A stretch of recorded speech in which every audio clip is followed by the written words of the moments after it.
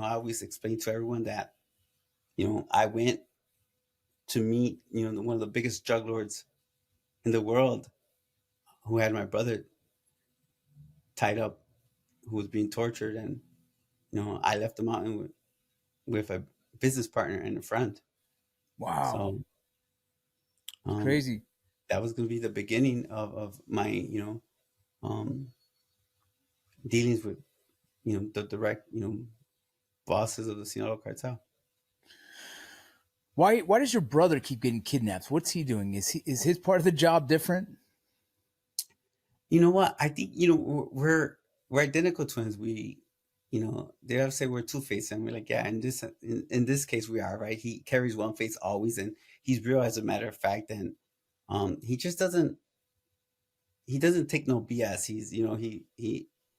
He always had a stronger character than me, and his personality was just, real serious. And I think that I was probably more the social person. I was more of the, outgoing person.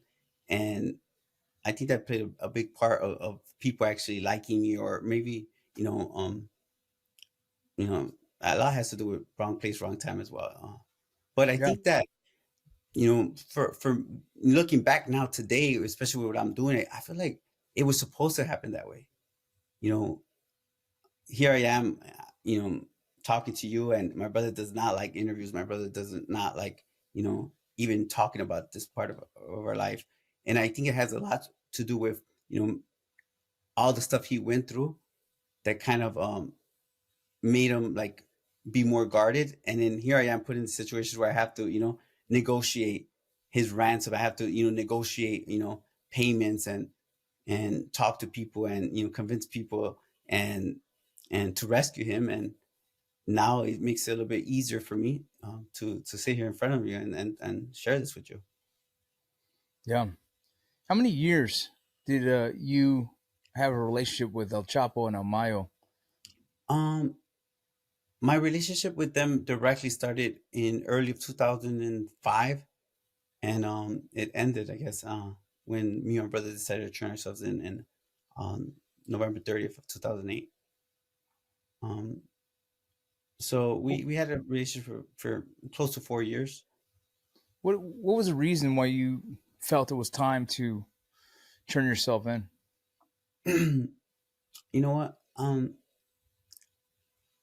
I think it was my experience, and having, those, being involved at those levels with the cartel, as well as maturity, you know, and, my upbringing. By then, I was basically 27 years old. I hadn't even turned 27 when I decided to do this. And I just felt like, I started to kind of like wake up, and, now I have kids, and I'm thinking like, you know what, I want to, you know, grow old with my kids. I want to, give them the life that I never got to have, and I didn't want them to kind of grow up in the same cycle. And at worst, I remember even thinking, that around that time, it was the same time that Chapo's sons and Mayo sons were starting to be more involved in the business. And I think that really kind of gave me an example of like the cycle that we were kind of putting our family through. My father, my older brothers, just different generation. Now here, me and my brother were, again, at different levels, right? But there's a lot of suffering. A lot of politics. And for my brother and I, we always said that it was a business for us. That was about the money.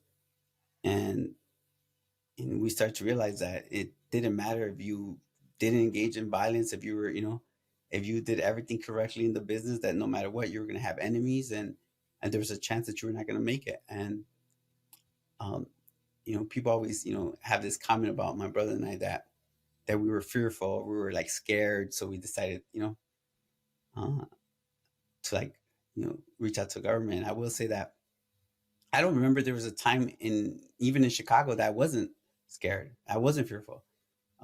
Basically, to me and my brother, we like live with, a gun to our head each and every day that we were in that life. So, um, you know, in thinking about just wanting a better life, and thinking that we were going to risk our life. I remember just me and my brother saying like, look, we risk our life for bad, for nothing really, every day.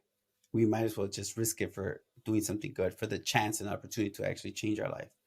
Um, because I know that people are going to be upset about this too as well. That the saying goes, right? Money isn't happiness, and money's not going to buy you happiness. Um, and I think that it would take for you to have money to understand that part. Like to have the type of money that basically we were dealing with at the time, and um, you know, I we're family men. Um, Me and my brother are both married to daughters of retired Chicago police officers. Oh, Like, wow. and I always say that it was planned. There was just by coincidence, and I think that they played a big part in us wanting better for our families, and it wasn't an easy decision to make because this is the life I that I only knew, and um, but I think it was the best decision that me and my brother ever made. What was the most difficult part about it? About going to the government and cooperating with them? Um, I know it's a common thing today, to cooperate. I think me and my brother have a lot to do with that. Being at one time we were actually like labeled with being the most important uh, witnesses for the DEA in history. Um, the cooperation part, the being a traitor, I guess. Uh, our whole life was surrounded by nothing but criminals. Our families, like everything we ever known. Um, and we were also kind of like imprisoned by that pressure as well of always being the go-to guys, always being the guys with the answers, and for many years we were the ones that everyone cooperated against. And for my father, that was like the worst thing you could have been.